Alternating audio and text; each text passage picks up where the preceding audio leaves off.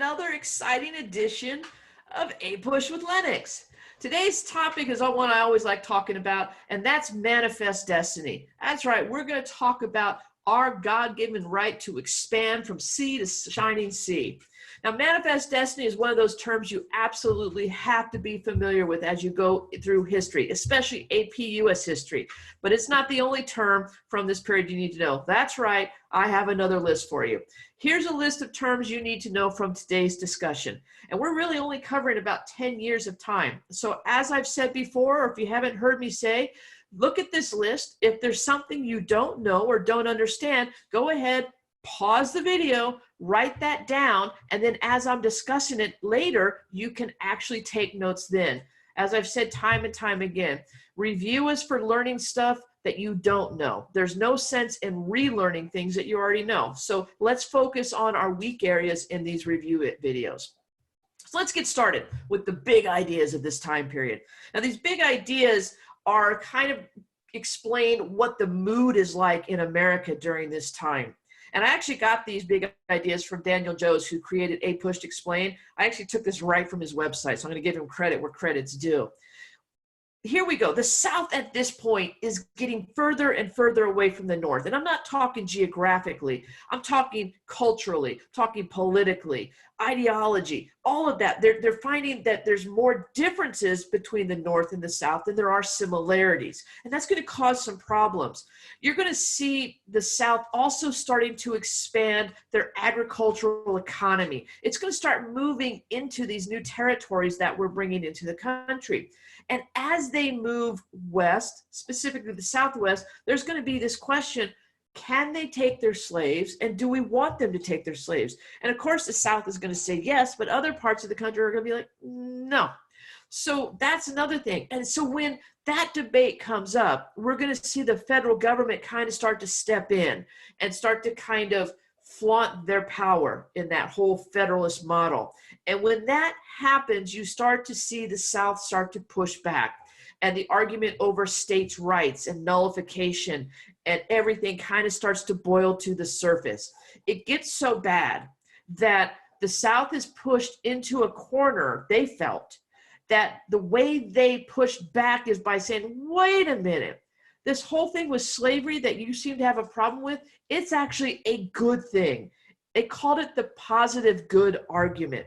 And so you should be familiar with that they believed that they were doing something beneficial towards the slaves, where if they just ended slavery, these poor new freedmen would have no direction and no drive, and nothing would keep them out of jail and stuff like that. And that was the argument they started making, because they felt like that was the only one they could make at that time.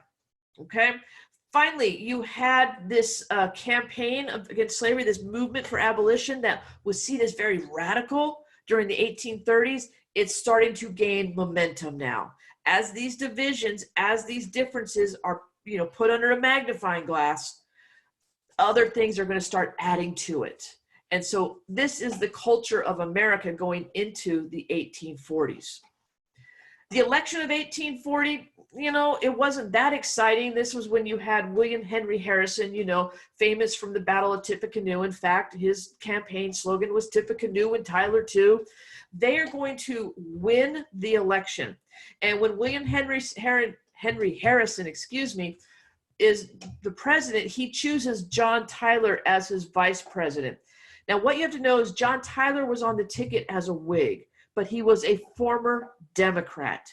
He had actually been a Jackson Democrat, and he and Jackson had had some conflict between the two of them, and he had left the Democratic Party. And in doing so, joined the Whigs, and then the Whigs saw him as a kind of a bonus to the presidential ticket, because maybe they could pull some Democrats in for voting. Well, this is all well and good until William Henry Harrison makes that long, several-hour inaugural address in the cold and the rain, and he ends up getting sick, and he dies 32 days after he took office. And here comes John Tyler, now president of the United States. And he's a Democrat at heart, and that's why I call him a Democrat in Whig's clothing. He might have that W at the end of his name, but his actions showed he was more of a Democrat than a Whig. he's going to start blocking a lot of Whig legislation, such as renewing the national bank. His entire cabinet that had been under Harrison, they all resign and leave him. Now he's going to try to push major legislation to, gain the support of Americans, gain support of southern states, because he's going to try to bring Texas into the Union. Now, when they initially introduced the resolution to bring Texas in, it's voted down by the Whigs. The last thing the Whigs want is more slave states. And Texas was a slave state. There was no debating about it. It wasn't like Missouri was, should we let slaves or not let slaves? Texas already had slaves. So if you're bringing them into the Union, you're bringing another slave state into the Union. That's going to lead us to the election of 1844. Now, bottom line, nobody wanted Tyler. The Democrats didn't want him because he had abandoned them. The Whigs didn't want him because he basically tore up everything they tried to do. So this is a man without a party, not even in the election. But what he does just before he leaves is he actually successfully brings Texas into the Union. He's going to do it using a joint resolution. Now, previously, you needed a treaty to bring in a new state because remember, Texas was its own country. And so they had to negotiate a treaty with us to come in. And for a treaty to be ratified, you needed 2/3 of the Congress to support that. Well, that's not necessary with a joint resolution. A joint resolution is like any other legislation that comes up. You just need 51%. And that's how Texas is brought into the Union. And it's all done under Tyler's presidency.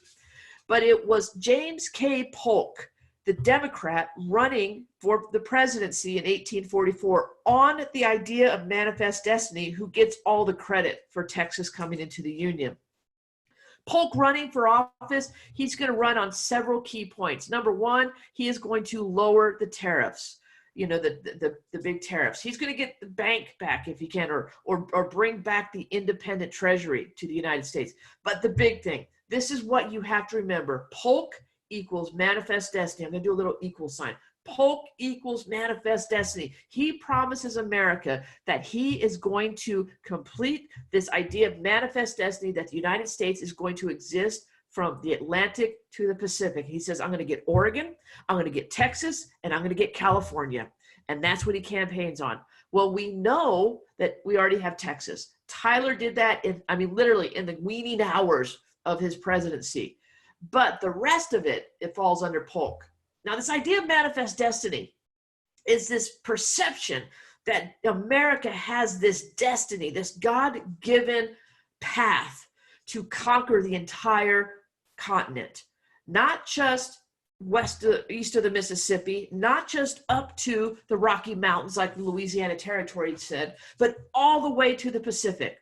And it honestly has roots in white superiority, because I tell a lot of people that I think our manifest destiny was kind of the underpinnings or the lead up to white man's burden, this idea that it's our right and it's our responsibility to civilize not only the land, but the people in the land. Now, John O'Sullivan in 1845 is actually going to be the first to use that term manifest destiny. But that's just the word. The idea of manifest destiny has been part of America from the beginning. If you think about it, go back to 1763 and the Proclamation Line. Why were the colonists mad? They were mad because they couldn't expand westward. Then with the Treaty of Paris of 1783 at the end of the American Revolution, we now have the land all the way to the Mississippi River. The War of 1812 was about the British interfering with the Native Americans, trying to get them to rise up against us to stop our settlers from coming into their lands. So part of the War of 1812 was kind of about manifest destiny. And then you get into the Louisiana Purchase. I skipped completely over that. 1803, the Louisiana Purchase, we got all the land going west to the Rocky Mountains, and we send out Lewis and Clark. They don't stop at the Rocky Mountains. They go all the way to the Pacific. And then in the 1830s, Andrew Jackson and his policies with regards to the Native Americans and the Indian Removal Act and the Trail of Tears, all of that was put in place for Americans to keep moving west. So that is, you know, part of who we are. And one of my students asked, does that kind of fall under the idea of American exceptionalism? And the answer is yes, absolutely. We have this idea of what the American values are and the American traditions, and Manifest Destiny is absolutely part of that. And Manifest Destiny grew from that. The problem on the other side of the coin is that with expansion comes controversy. And for America in the 1800s, the mid 1800s, that controversy is slavery. Should we allow slavery to expand with the country? And that's what's going to be debated. But back to Polk. In 1818, John Quincy Adams represented the United States as Secretary of State at the Anglo-American Convention. And we discussed the Oregon Territory because both Great Britain and the United States occupied that territory. And going into the 1830s, 1840s, remember the Oregon Trail? We have a lot of Americans living there. When Polk ran for office, his campaign slogan was 54-40 or fight. The 54 represents the 54th parallel, or the farthest northern point of the Oregon Territory. And basically what he tells the people as he campaigns is, by gummit, we're going to get the Oregon Territory all the way up to the 54th parallel, and if England ain't going to give it to us, we're going to fight for it. And he was ready to go to war over Oregon. Fortunately, in 1846, we negotiated a new treaty with England. It's called the Oregon Treaty of 1846, where England agreed to let us have the Oregon Territory. You know, it's not going to be jointly occupied anymore. Now it's completely the United States, but only to the 49th parallel. The 49th parallel made absolute sense. Every land west of the Oregon Territory, their northernmost point was the 49th parallel. So it just made sense to take that line and continue it to the Pacific. But check off the box. Polk just got Oregon. What's next? And honestly, what he's looking at next is California. Now, California is, you know, the furthermost point. But there's also Texas right smack in the middle of all this territory. There was already a debate with Mexico over Texas. You see, when Texas won its independence, in their treaty with Mexico, they said that the southernmost border was the Rio Grande. Well, General Santa Anna, who had negotiated and signed that treaty, who was the leader of Mexico at the time, basically said, I was under duress when I signed that. I was a prisoner of war. Of course I'm going to agree to that. The real border is the Nueces River, which is a lot of land difference between what America thought Texas was and what Mexico thought Texas was. So you have this debate between the United States and Mexico over the southern border of Texas. Meanwhile, James K. Polk is going to send Slidell, his Secretary of State, to negotiate the purchase of California. And Slidell goes into Mexico City and he goes, hey, we got $25 million for you and we want California. And Mexico said, adios, no deal, get out of here. And Slidell is sent back to Polk saying, I couldn't do it. Well, what's Polk to do now? Well, this tension is building up on the border in Mexico and Texas. And he's like, well, we got to solve this problem. So he's going to send Zachary Taylor. He says, we can't risk Mexico thinking that that land between the Rio Grande and the Nueces River is their land. So we need to defend American soil. So he's going to send Zachary Taylor down to defend the border with Texas, the Rio Grande. At the same time, right in this time period, very close to where Zachary Taylor is camped, right along the coastline between the Rio and the Nueces River, there is a conflict between American soldiers led by a Colonel Thornton and Mexican soldiers, and shots are going to be fired. American soldiers are going to be taken prisoner. This is known as the Thornton Affair. Taylor gets word of this, and he, while camped on the northern side of the Nueces River, but still guarding the Rio, is going to cross the Nueces River. At that time, Mexico crosses the Rio, and both countries are claiming that they're being invaded. This is going to be the beginning of the Mexican-American War. Now, the Mexican-American War is only going to last for 2 years, not going to be much of a war because the Americans are going to be very easily be able to go into Mexico and take control, and they're going to take Mexico City. At the same time, out in California, you have Californians, these are Americans who are now living in California, who are fighting for independence there. It's called the Bear Flag Revolt. That kind of gets lumped into the Mexican-American War. And so this is going to, lead to a lot of controversies. There's all these wars that are starting, and the Whigs are kind of sitting back in Congress saying, wait a minute, what is going on here? And they believe that what Polk and others are doing with this war is trying to find a way to extend slavery in our country.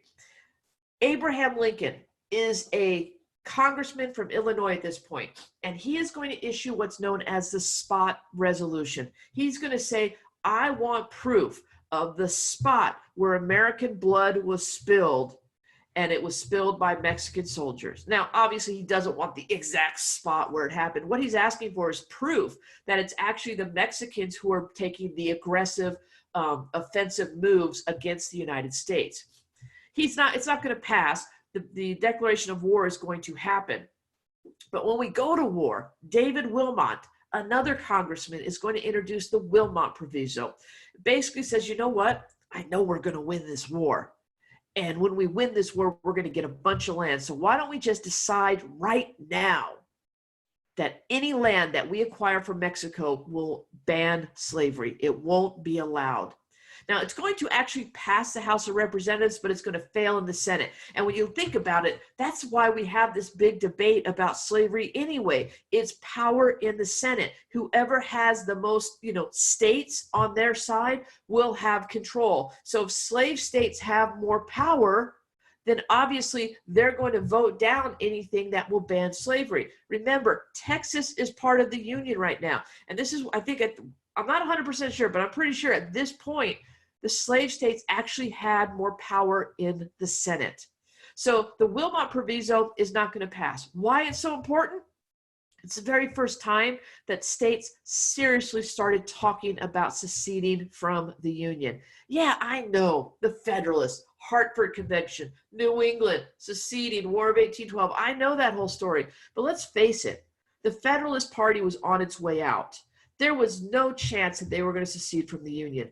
But in 1848, under the Wilmot Proviso debates, Southern states start talking about the possibility of secession if this fight against the expansion of slavery continues. So this is the very first time it's taken with any seriousness. So that's why I point out the Wilmot Proviso. War ends. Ooh, voice crack. Treaty of Guadalupe Hidalgo, best treaty in the world. And this is where Mexico gives up its claims to Texas and finally recognizes the Rio Grande as the border. But that's not all they gave up. In fact, Mexico is going to give up about half its territory in North America. The United States is going to get California. We're going to get New Mexico, and we're going to get the rest of the Southwest. And so Mexico, not real happy with us. In fact, that's going to last for some time. Let me just tell you right there. But we're not done.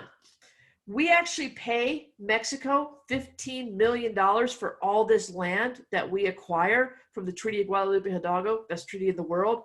But later, we're going to negotiate the Gatson Purchase. The Gatson Purchase, we're going to buy that little piece of land in this map right here from Mexico for $10 million. Now, the Gatson Purchase was negotiated by Jefferson Davis, and the whole purpose of the Gatson Purchase was to get that land there in order to have an area to build the Southern Transcontinental Railroad.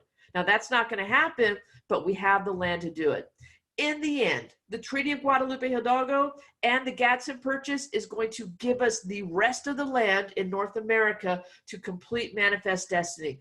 And irony among ironies, we're going to end up spending $25 million for all of that land from Mexico when that's what we offered for California from the beginning. Treaty of Guadalupe Hidalgo, best treaty in the world. Don't know what I'm talking about? Just do a little Google search or a YouTube search of Jimmy Fallon, Treaty of Guadalupe Hidalgo. You're going to love it. All right, so what does all this mean? Basically, the United States now has control of what we consider the continental United States today. We have now completed our manifest destiny. We now have the freedom to go wherever we want in what we consider modern day America. But what can we take with us? We're just going to lead to more, or actually the same controversy is just going to explode now. And the question becomes, how do these new territories deal with the idea of the expansion of slavery? All right? All right, guys, that's it. That is the Manifest Destiny, the Mexican-American War, all kind of in a nutshell. Hopefully I answered any of your questions. If you have more, feel free to just drop them down in the comments below. I'll try to look at them and get some answers for you. Other than that, I appreciate you guys stopping by. Thanks for listening. We'll see you next time. Bye-bye.